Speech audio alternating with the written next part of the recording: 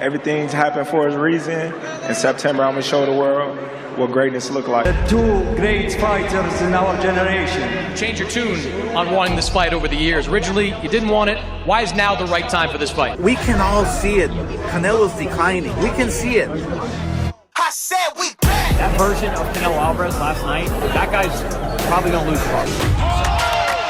There's a reason why Canelo is the #1 pound-for-pound fighter in the world. Thank you.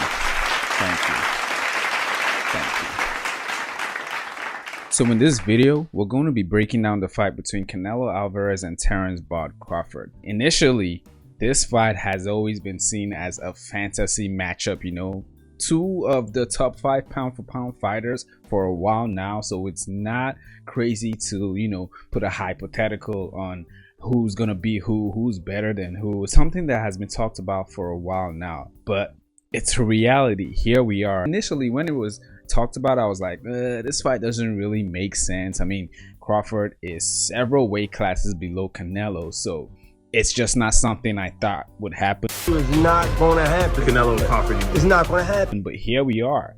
So in this video, we're going to go ahead and break down their fight styles, their weaknesses, their strengths, if the fight happens. And the reason I say if the fight happens is because the announcement and the promotion of this fight has been an absolute mess. All right, just being honest. Everything that was initially announced about this fight has been changed except the fighters. I hope it happens. I'm pretty excited. With that being said, welcome to the Objective Perspective. So when we talk about Canelo Alvarez, he is currently with an incredible record of 63 wins, 2 losses, and 2 draws. He's a 4-division world champion, holding titles in the super welterweight, middleweight, super middleweight, and light heavyweight divisions. Notably, he has been the undisputed super middleweight champion, holding 4 titles: WBC, WBA, IBF, WBO.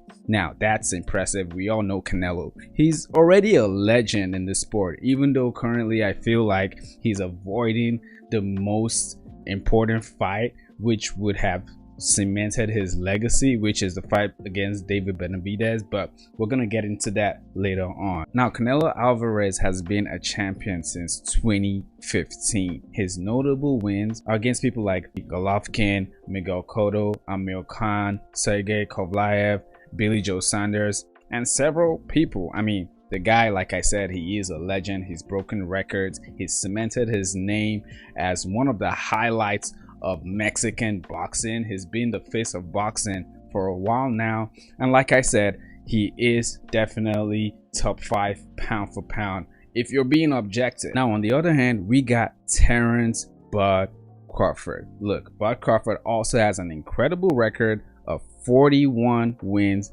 and 0 losses, 0 draws, so he's undefeated. All right, he's a 4-division champion, having held titles in the lightweight, junior welterweight, welterweight, and junior middleweight. He currently is the WBA junior middleweight champion, and he's had several highlights in his career: multiple world titles, undisputed champion, pound for pound great. A lot of people do consider him as the #1 pound for pound fighter. Now, personally, I think he's up there for sure, but I always switch it between Usyk, Terence Crawford, and Iowa Inoue, but it's an argument to be made. All right, he's held titles like the WBA junior middleweight champion, former lightweight champion, former undisputed junior welterweight champion, and former undisputed welterweight champion, with 31 knockouts in his record. So it's no doubt that Crawford has an impressive record and accomplishments,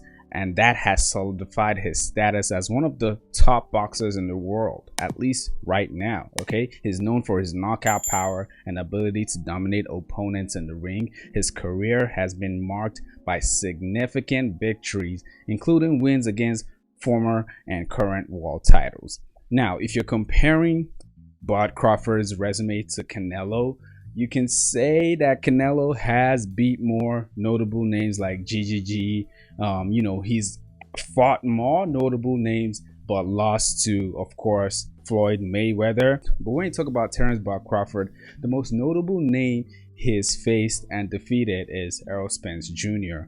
So first of all, people would like to say, oh yeah, Canelo has a way better record than Crawford, but you know, in my opinion, it's not that far off. Because even though Terence Crawford hasn't beat legends like that, the fighters he's defeated are really good, and people really see these people as really good fighters until they face Crawford, and then they look like amateurs for the most part. Okay, for the most part. Now, another thing we got to talk about when comparing these fighters is their record, you know, their age and everything. Canelo Alvarez, like I said, incredible record, 63 wins, 2 losses, 2 draws, and 39 knockouts. Okay, he's 34 years old. All right, he has an orthodox stance, a reach of about 70.5 inches, and he is 5'7.5". On the other hand, when you talk about Terence Crawford, he has 41 wins, 0 losses, 0 draws, 31 knockouts. He is 36 years old, and he has a southpaw stance. His reach is 47 inches. His height is 5'8". Now, it's so interesting comparing Crawford to Canelo. They have a lot of things in common, and I noticed that as well, you know, watching them over time, as well as doing a little tape study to put this video together. Okay, they're not that far apart when it comes to the age. Okay, people like to say, oh yeah, Canelo, he's older, you know, he's slowed down now, but that's not the reality when you're comparing him to Crawford. Now, their ages are similar. Crawford is the older fighter. Okay, he's 2 years older, but in boxing years, Canelo is definitely older. He's had more wear and tear.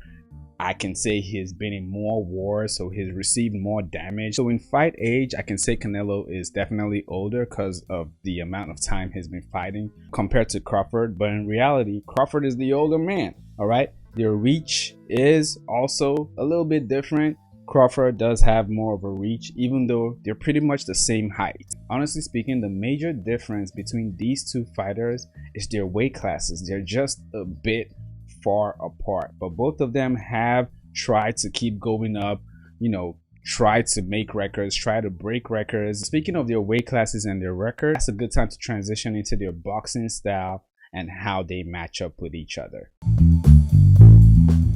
This part of the video, the major thing we're going to be comparing is their strengths, pretty much their best attribute, and how they approach their opponents, as well as their weaknesses. But when I say weaknesses, I'm specifically talking about how their fight style could be a weakness versus each other. For example, how is Canelo going to look versus someone like Crawford? You know, it might be something he does that's really good, but against Crawford, it's not going to be a good idea. Vice versa. That's what I mean by weaknesses. I don't really mean, okay, these guys, they always make these type of mistakes, because these are very, very elite fighters that we're talking about. Okay, that's why it's a super fight. That's why they're both top 5 pound for pound. They have achieved great things in the sport of boxing already, and honestly speaking, I feel like both fighters are at the tail end of their career. Part of the reason why, okay, you can argue that this fight makes sense. They're both set to make a lot of money, okay, especially when it comes to someone like Canelo. This is all about the money for him, honestly speaking. I'm not sure this fight does a lot when it comes to legacy for him, but Crawford, about the money, but mainly legacy if he wins this fight. So when it comes to Canelo Alvarez, okay, the man has achieved a lot, just like I said.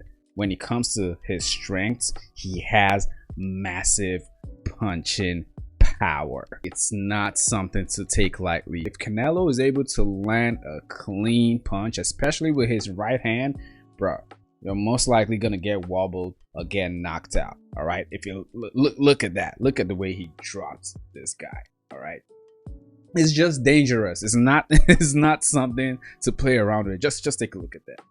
Golly, yeah, crazy. So yeah, the punching power is something to be aware of. That's one of his biggest strengths, the way he sets it in. You know, it might be a hook, it might be a jab. He literally drops you if he lands really clean. Next thing you want to talk about with Canelo Alvarez when it comes to his strengths is his elusive head movements. But Canelo Alvarez is someone who is constantly moving. He doesn't stay stationary at all. Not only does he stay defensive, putting his hands up constantly, he does move around. You know, not like Mike Tyson, bop and weave, but he's always moving around. Sometimes his hands are down and he dodges a lot of shots. So it's hard to actually land clean on Canelo Alvarez. That's one of the most difficult things that his opponents face. And then trying to hit him every time, and then he's just dodging it, you know, blocking, but then dodging as well. It makes it very difficult. The next strength we got to talk about with Canelo Alvarez is his footwork. I mean, the man is constantly moving around,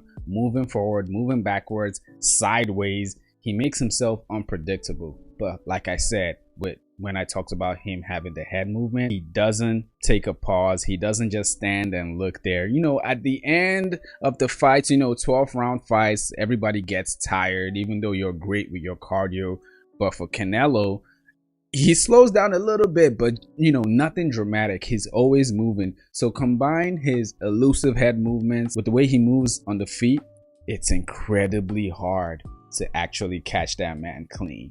And that's one of the best ways that Canelo has been able to stay defensive in all his fights. And then the next trait we have to talk about with Canelo is his pressure. You know, look, talking about the movement, like when we're listing these things, it's obvious movement is a big trait in Canelo's game plan. Be it him having the elusive head movement, the footwork, all that leads to the pressure that he applies. I mean, the man is constantly moving forward. You can hardly see Canelo on the back foot. Now, there are times that, you know, he was the one receiving the pressure, like his fight against GGG, which is playing right now, by the way. You know, and other fighters, he picks and chooses. But one thing is for sure, he's always engaging. And if you're just gonna stand there and not move forward to Canelo, he's gonna move forward with it non-stop. And that's always a problem for his opponents. The next thing we got to talk about with Canelo Alvarez is his powerful right hand, which I hinted when it came to his punching power. Now, he does have power in his hands, both hands, when he lands clean. But golly, you don't want to get a clean shot from his right hand specifically. Be it a hook, be it a jab. If he lands clean, especially in the later rounds, you're probably going to get wobbled, like I said, or get knocked the fuck out. And of course, one of the most important traits that Canelo Alvarez has is his unpredictable combos. Okay, now when I say unpredictable combos, right, I'm not necessarily saying, oh, you don't know when he's gonna throw a punch, you don't know what combination he lands. That's not what I'm talking about. I'm talking about the fact that he never repeats the same combos. All right, he might start with a hook and then a jab, or a jab and then a body shot, or a body shot and then a hook. He never repeats it, so he makes him very unpredictable. Like, I feel like fighters, when they're preparing for Canelo, one of the most difficult things they face is the fact that they cannot tell what's coming next. Most fighters, when you watch them, you can tell at a certain point in the fight what they're gonna do, you know, their best skill set and things like that. You can do the same thing for Canelo for the most part, but the combinations are just unpredictable, man. And it makes him even more elusive. It makes things more difficult. So combine the defense, the head movement, the pressure, the footwork, and then when he's attacking, he's unpredictable. Bruh, you can tell why this guy's a legend. Last but not the least, the man has a very good chin. He can take a lot of damage. Now, for the most part, that's not something a lot of fighters want to be doing, especially against Terence Crawford. But he does have a chin, and it's something to acknowledge. So Canelo is not that fighter that you want to go all aggressive and go in and try to take him out early. He is able to withstand power and precision, and then that leads to the counters. Okay, so he can handle shots. And the thing about him having a good chin is he's not one of those fighters who's just willing to be hit clean. Like I said, he always puts his hands up. For the most part, he's very, very defensive. But even when you slip in those punches here and there, he eats them well. Okay, it's not every time. In fact, it's very rare that you see Canelo rocked. That's not something you see every time. So when it comes to Terence Crawford, of course, he has his impressive strengths as well. And there are actually a lot that is similar with Canelo Alvarez, just like I mentioned earlier. Okay, the first thing, of course, is he also has punching power. Out of 41 fights being undefeated, he has 31 knockouts. That is just impressive. Okay, he knocks out most of his opponents, and he's not like he's being aggressive every time and trying to get you out. He waits for it, gets the clean shot, and puts you out. If Terence Crawford is not knocking you out, he's either making you take a knee or wobbling you throughout the fight until the ref steps in and has to end the fight. That's pretty much how most of Bud's fights go. The next thing you got to talk about with Bud is his patience. Like I said, just because he has that power doesn't mean he's just going to be aggressive. He's very patient. He doesn't rush in. And when you're watching his fights, right, for the most part, he might be the one at the back end, right? Most of the fighters, they try to put in that pressure, they try to chase him, but it's not like he's scared or gun shy or anything like that. No, he's just being patient and waiting to pick the right shots. And for the most part, he always lands it. I feel like Crawford is one of those guys who takes his time to read his opponents, downloads their information, and then goes in for the kill. Next thing we got to talk about when it comes to Crawford is he is an absolute brawler. Okay, now he's a technical fighter. He has his plans. He's not too aggressive. He picks when to be aggressive. But if you want to make it a brawl, shit, we gonna have a brawl. That's the thing about Bud Crawford. He doesn't just stay technical throughout the whole fight, and he kind of adjusts his fighting pattern according to whoever his opponent is. He can do real damage in the clinch. He's like, fuck this whole technical shit, I'm about to take this guy out. All right, and he's just a dog when it comes to brawling, and that's very important, I feel like, especially facing someone like Canelo. Now the next thing we got to talk about with Bud Crawford is, of course, his fast counters. Now in my opinion, yeah, Crawford is a fast fighter. He moves quick, but he's not like the quickest fighter ever. But when he comes to the counters, he is so quick with it. It's almost like he actually wants you to do something because he knows what's coming next. He wants you to like throw a jab and then he dodges it and counters. Sometimes he's actually willing to take a little bit of damage just so he can get that 3 combination counter in.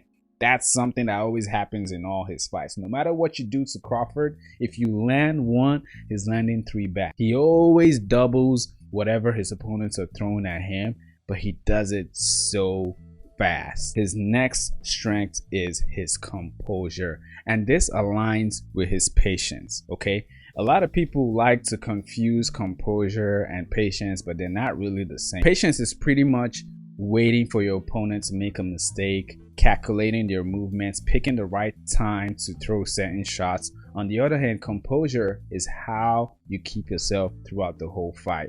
And Terence Crawford, with his fight style, is one of the most composed fighters I've ever seen in the ring, honestly speaking. He's been through tough times, adversity. There are rounds that he definitely lost. It definitely looked like it was going bad for him, but his demeanor in the whole fight stays the same, and that just shows you how elite and professional the guy is. I mean, he's highly experienced. We've already been through their record. He's faced different types of fighters, but this is not something you see with a lot of fighters. Fighters tend to get, frustrated in the fight and they lose their game plan. Bud Crawford is someone who sticks to his game plan. Now, he might have a game plan A or game plan B, but it's clear he always sticks to whatever the game plan is, regardless of how the fight goes. It's hard for fighters to be in a fight with Crawford and then they make it their fight. That's not really something that happens because the man stays composed. He does have the mobility and timing as well. Most fighters, they tend to have one or the other. They're really good with their footwork, always moving around, but not the best with the timing. But Bud Crawford does both perfectly. He's patient, all right, waiting for the right time to land the best shots, but at the same time, he's constantly moving. He's not stationary in any way, and that is a terrible combination against any opponent. So Crawford has that constant movement, moving around, having the perfect timing, and of course, he has a great chin as well. has been hit so many times. It's hard to put the man down. Like I said, his composure is just it's just impressive, honestly speaking. Combining all the skill sets together, of course, we have to talk about their weaknesses. So when it comes to Canelo Alvarez weakness, like I said, top 5 pound for pound, already a certified legend, at least in my book, but we're comparing him against another pound for pound fighter. And one thing you got to pay attention to when it comes to Canelo is the fact that he is past his prime and he is slower, which kind of makes sense with the way he's been carrying himself lately. Like I said earlier, Canelo Alvarez is supposed to be fighting David Benavidez, all right, for the light heavyweight belt. That is supposed to be the fight that's happening right now. That is the clear #1 contender. But I don't think it's an insult to say Canelo is being an absolute duck. Just being honest. I mean, his last fight with William Saul, which was an absolute atrocity of a fight, Saul kept on running the whole time. But normally Canelo will be someone to cut the ring, stop all that shit, and put them down when they're running away, things like that, right? But he looked slower, you know. He's definitely past his prime. He's not the prime Canelo. And that makes sense with why he doesn't want to face the actual bigger challenges. Because let's not get it twisted. Canelo has the upper hand in this fight, at least right now. And I know some people are going to say recency bias, all that. But it wasn't just his fight against Saul. His last 2 fights as well, he's just been, you know, been on a little decline. He's not being the most impressive fighter, the prime legend Canelo that we all know, at least in my opinion. Another weakness that I feel like Canelo has is the fact that he's willing to take shots, okay? And that's not something you want to do against Crawford. Crawford is very powerful, and it's only a matter of time if you keep receiving those powerful punches from him that you're gonna get dropped. And it's a 12-round fight. He's not supposed to be doing that in this fight at all, because that's something he does. Now, like I said, he's still defensive. He still keeps his hands up and doesn't make it easy to hit him clean. But there are times when those punches slip in there and he's been able to handle it. But I just feel like that's not something he wants to test against Crawford. When you watch Canelo's fights, it's obvious that he does better against stationary fighters. He doesn't do the best against fighters who are always moving around, always constantly having that mobility with their timing. When he faces those type of fighters, they tend to go to a decision, okay? But when you're stationary, always being stiff, things like that, he knocks you out, gets a knockdown. It's more entertaining. So he does perform well against stationary fighters. But if it's a fighter who is very defensive, always moving, always having head movements, leg movements, Canelo tends to have difficulty with those type of fighters. And that's exactly the type of fighter that Bud Crawford is. Now, of course, when it comes to Terence Bud Crawford, we have to acknowledge that he does have weaknesses as well. And the first one we got to talk about here is the fact that he is also willing to take damage, but not in the same way as Canelo.